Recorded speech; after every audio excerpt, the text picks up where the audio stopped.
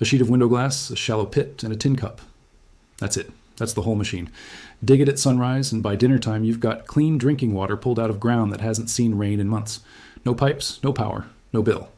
Drought-era extension bulletins and a U.S. Army survival manual both still carry this exact design, and almost nobody alive today has ever built one.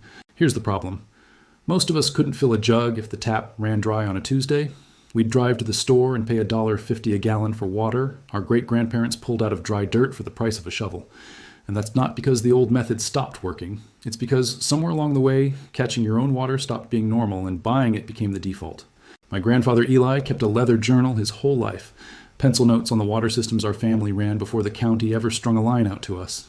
Spring houses, cisterns, a hand-dug well that never once tripped a breaker. He made me promise the old ways wouldn't just quietly disappear, so consider this me keeping that promise. This is Hidden Fix Lab, and today we're walking through the water systems your family used to run for free, why most of them vanished from the conversation, and which ones you can actually rebuild this weekend. Start with the simplest one, the rain barrel under the eave. A single inch of rain falling on an average 1,000 square foot roof sheds around 600 gallons. Water that's already free, already at your downspout, going straight into the storm drain unless you catch it. Land grant extension bulletins have said for decades that one barrel pays for itself in a season just on garden water. The reason it faded isn't that it quit working. It's that municipal water got cheap and convenient enough and bottled water got marketed hard enough. Perrier's U.S. ad campaign in the late 1970s basically invented the idea that water was something worth buying by the bottle, that catching your own rain started to look old-fashioned instead of smart. Catching it is one thing, making it safe to drink is another, and this is where people usually overcomplicate things.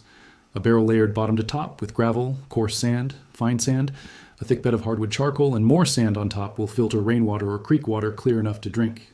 The CDC and Extension Services still document slow sand filtration as one of the most reliable low-tech purification methods there is. The part people skip, filtered isn't sterilized. A rolling boil for 1 full minute if you're not certain of the source. That's the one step that actually keeps you safe. Storage is where it gets interesting. A spring house, a small stone or timber structure built right over a running spring with a channel cut through a stone trough on the floor, kept milk, butter, and meat cold through summer with nothing but geology. Mid-century dairy studies recorded springhouse interiors holding steady in the low 50s year-round. No compressor, no ice delivery, no meter. These mostly disappeared once bagged ice and home refrigeration rolled out through the 20s, 30s, and 40s, and rural electrification slowly reached most of the country over the following decades. Not because anyone proved the springhouse didn't work, just because the new option was easier to install and easier to sell. Then there's the trick that actually pulls water out of thin air. A clay pot, called an olla, buried to the neck between garden plants and filled with water, weeps moisture straight into the root zone through its porous wall, cutting water use nearly in half for the same yield. And a mesh fog fence stretched across a hillside in the right coastal climate catches airborne moisture and channels it into a trough below. University of Arizona arid lands, researchers have documented panels like this producing meaningful daily yields in foggy coastal air. Long before either of those, English shepherds were digging dew ponds, shallow clay-lined basins that fill from dew, fog, and rain to water livestock on hills with no well in reach. Different continents, same basic physics. Cool air, condense it, catch it. And the $12 build worth knowing.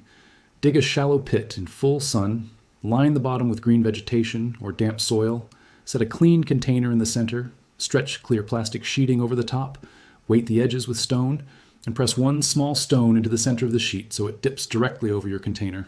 The sun evaporates moisture from the vegetation, it condenses on the cool underside of the plastic, and it drips into your cup. It's called a solar still, and it's still printed in U.S. Army Field Manual 21-76 today. Expect somewhere around a pint to a quart a day per pit, worth knowing in an emergency, not a replacement for a real water source. Why did all of this fall out of common knowledge at once? Not because any one of these got outlawed or proven unsafe. It's simpler than that. Municipal water metering, bagged ice, home refrigeration, and bottled water all became convenient and affordable around the same stretch of the 20th century, and convenience wins by default unless you go looking for the alternative. Worth knowing, too, some of these aren't universally legal to build outright. Colorado banned residential rain barrels for over a century before partially loosening the rule for well owners in 2009 and opening it to most residents in 2016. A reminder that water rights law varies a lot by state and county, so check your local rules before you dig or plumb anything permanent. None of this is a doomsday pitch. Municipal water works fine for most people most days. But there's something worth sitting with in the fact that a family with nothing but a pit, a sheet of glass, and a tin cup could keep themselves alive through a drought year, and that skill sat forgotten in a filing cabinet while we all learned to reach for our wallets instead. Pick one thing this month. A rain barrel under your wettest eve. A buried olla between two tomato plants. See what the sky gives you before you go looking for a store that sells it back. Hidden fix lab. Catch what falls, keep what you catch.